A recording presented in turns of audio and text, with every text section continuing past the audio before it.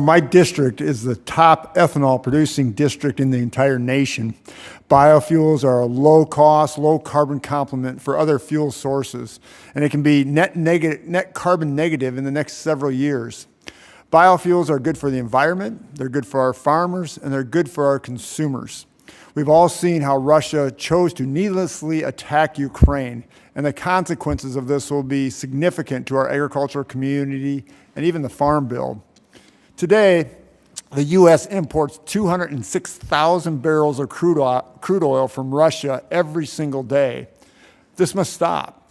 We must become energy independent, and biofuels are ready to fill that gap, both domestically and overseas. Mr. Eddington, thank you for being here from our great state of Iowa. It's a great pleasure to see you. I appreciate your testimony. You mentioned in your written remarks that 5.3 billion bushels of corn was used for ethanol in 2021, and there is more capacity to increase fuel production beyond that. To what extent can the ethanol energy increase energy independence, and how can the Farm Bill partner with the industry's goal to provide this opportunity where we can be energy independent through biofuels? Representative Feenstra, thank you for that question.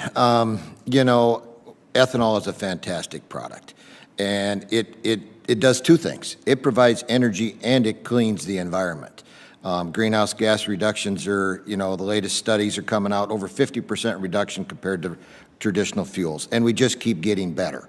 And so it kind of covers two things. Energy independence, we immediately have more of ethanol that's available, sitting in tanks that could go into cars and vehicles today and tomorrow.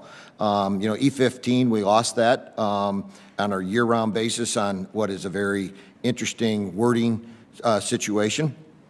We could get that back, at least on a temporary basis. That would definitely put more fuel into the supply that's domestic. It's here already.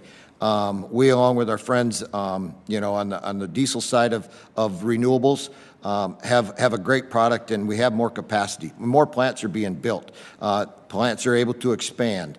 And we currently use, you know, a little over 5 billion bushels of corn for ethanol production, but we're putting up almost 1.5 billion back into the livestock feed as actually a higher quality product. So it's really a great situation that we've got with corn and the ability with ethanol to simply help let the United States be more energy independent on its own. Yeah, I agree 100%. Mr. Doyle, sort of the same question with biodiesel, right? I mean, we have this great opportunity, and do you see anything that we need to look at to be proactive in the Farm Bill to address this and that we can be energy independent?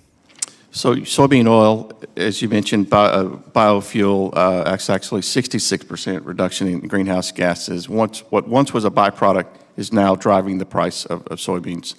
So any support to our refineries within the U.S. to encourage any kind of tax credits would be very beneficial. Yeah, I agree. I mean, I just think this is something the Farm Bill needs to look at to get us not reliant on the 206,000 gallons or 206,000 barrels a day of Russian oil. Got another question. I used to be a crop agent, and I know I had a lot of anxiety when the last Farm Bill came around when it came to crop insurance. It seemed like it worked out okay. I know there's a lot of bumps in the road yet. Mr. Eddington and Mr. Doyle, what do you see as we move forward? We talked about a lot of the protections that are out there already, but do you see any nuances that we need to change to make that insurance better, that crop insurance better, to make it easier for the farmer, whether that be at the FSA office or in general, you know, the policies that are currently out there? So, you know, one of the things I think that we've got the opportunity is simply to expand what we can work with under the side of crop insurance. And that's what the PACE program is about that has come out. And it's all about supplemental nitrogen or side dress nitrogen, which is kind of a two-win situation because you're be more efficient with your nitrogen as you apply it. The challenge you have, and I do this 100% on our farm, we split apply all of our nitrogen, is if the month of June in Iowa is really, really wet, you could be caught short. And corn is very nitrogen dependent. And so the idea of the insurance, and it's being rolled out in 11 states, test counties, is that if a weather event causes economic harm because you couldn't finished nitrogen, this could be, be covered through that. So that's one of the pieces. Yep. And I assume the same for soybeans. And Yes, 90% coverage for soybeans, Yep, very yep, important. Yep, sounds good. Thank you so much, and I yield back.